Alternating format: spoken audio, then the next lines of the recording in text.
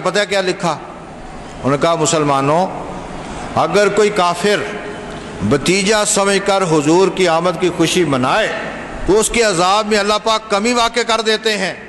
فرماتے ہیں کہ امتی ہو کر منائے تو اللہ کتنا درجہ عطا فرمائے گا۔ ساری کائنات سوائے محمد، بلکہ آپ حیران ہوں گے، محمد بن عبد الوہاب نجدی جو ہے، اس کا جو بیٹا ہے اس کا نام ہے عبداللہ، اس کی کتاب چھپی ہے مختصر و سیرت رسول عربی زبان میں، اردو بھی غالباً ترجمہ نکالنا دیا ہو کسی نے، میرے پاس عربی موجود ہے۔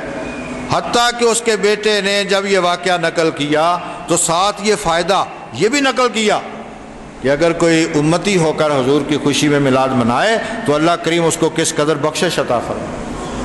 تو پھر ضد ہی رہ گئی نا، پھر اب درمی رہ گئی۔ اور وہ وطن، وہ ملک جس میں آج میلاد شریف پر پابندیاں ہیں، اور مکہ شریف میں مدینہ منورہ میں کوئی میلاد منائے تو وہ ناراض ہوتے ہیں، حالانکہ اپنے ملک کی آزادی اس دن کا نام ہی انہوں نے رکھا ہے عید الوطنی۔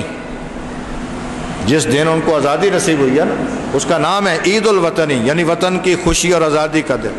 اللہ کے بندو، اپنے وطن آزاد ہوں تو اس کو عید کا دن قرار دیتے ہو، حالانکہ یہ ساری عیدیں مصطفیٰ کی خیرات میں نصیب ہوئی ہیں، آپ کے قدموں کی برکت ہے۔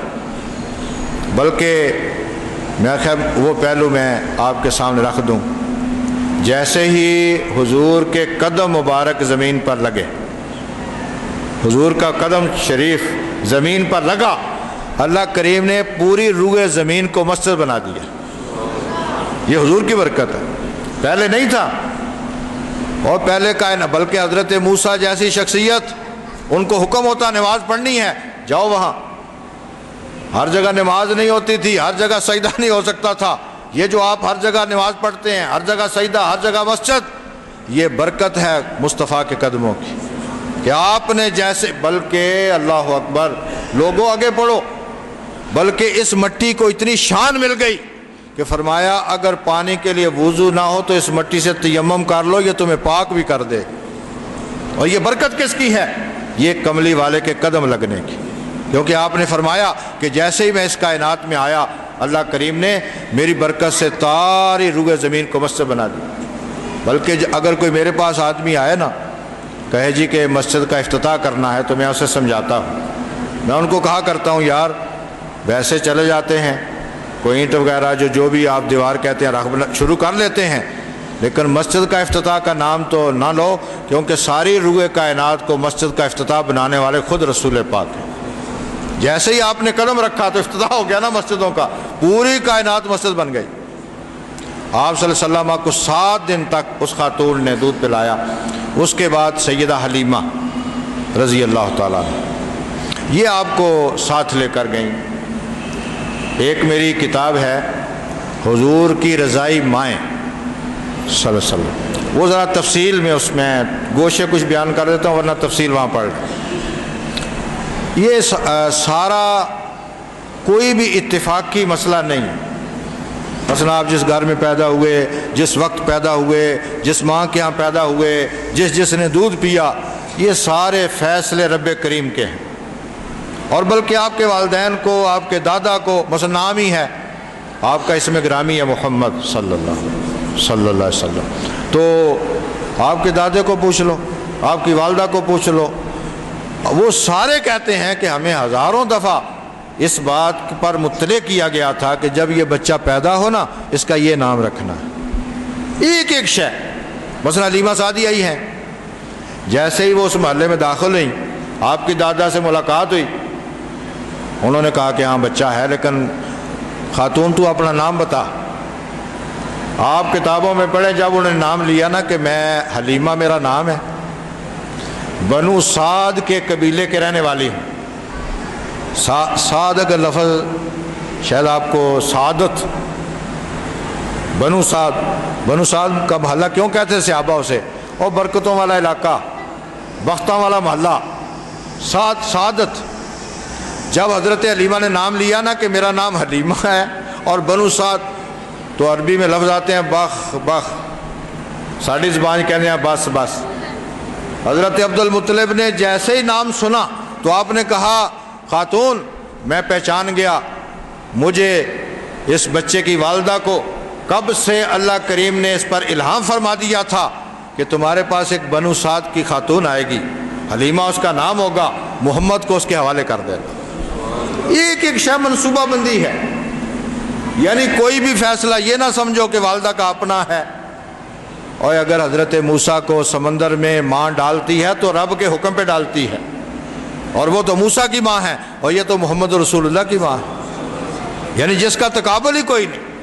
تو سرور عالم حضرت عبد المطلب نے نام سنتے ہی، دیکھو نا دو لفظ ہیں، سعد اور حلم۔ اور حلیمہ کا معنی ہوتا ہے اٹھانے والی، بوجھ اٹھانے والی۔ حلم کا معنی ہوتا ہے برداشت کرنا، بردباری۔ اور سعد کا معنی بختوں والی۔ جیسے انہیں دو لفظ کہے، بلکہ روایات میں نے پڑھا کہ اس خاتون نے کہا کہ اچھا مجھے بچہ دکھا تو دو۔ حضرت نے کہا ٹھیک ہے، کوئی مسئلہ نہیں، آؤ۔ اللہ اکبر، وہ کیا سما ہوگا جب اس کمرے میں حلیمہ داخل ہوئی ہوگی۔ کہتی ہیں میں اندر داخل ہوئی، سرور عالم صلی اللہ علیہ وسلم دو کپڑوں کے اندر تھے آپ کے دادا نے، اللہ اکبر۔ بلکہ یہ بھی کہتی ہیں کہ میں جب کمرے میں داخل ہوئی نا تو کمرہ خوشبو سے مہک رہا تھا۔ یہ بھی سرور عالم کی خصوصیت، آپ کا جسم پاک خوشبودار، پیدا ہونے سے لے کے وصال، بلکہ خوشبو بڑھتی چلی گئی۔ جب آپ معراج سے واپس آئے تو صحابہ کہتے ہیں پہلے آپ کے جسم پاک سے عام خوشبو آتی تھی، لیکن جب معراج سے آئے تو اس کے بعد دولہا جیسی خوشبو آتی تھی۔ اور بلکہ جس شخصیت نے آپ کو غسل پاک دیا وصال کے وقت، وہ حضرت علی ہیں۔